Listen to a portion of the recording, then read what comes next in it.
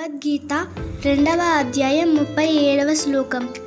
హతో వా ప్రాప్స్యసి స్వర్గం జిత్వా వా భోక్ష్యసే మహీం తస్మాత్ ఉత్తిష్ఠ కౌంతేయ యుద్ధాయ కృతనిశ్చయః.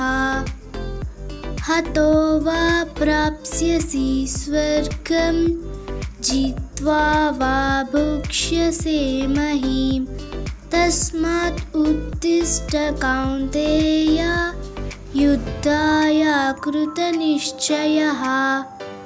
హతో వా ప్రాప్స్యసి స్వర్గం జిత్వా వా భోక్ష్యసే మహీం తస్మాత్ ఉత్తిష్ఠ కౌంతేయ యుద్ధాయ కృతనిశ్చయః.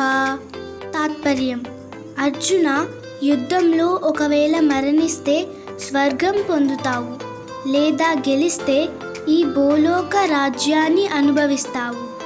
కనుక యుద్ధం చేయాలనే దృఢ నిశ్చయం గలవాడివై కార్యోన్ముఖుడివి కా.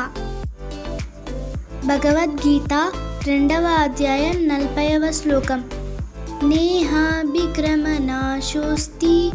ప్రత్యవాయో న విద్యతే స్వల్పమప్యస్య ధర్మస్య త్రాయతే మహతో భయాత్. నేహాభిక్రమనాశోస్తి ప్రత్యవాయో న విద్యతే స్వల్పమప్యస్య ధర్మస్య త్రాయతే మహతో భయాత్. నేహాభిక్రమనాశోస్తి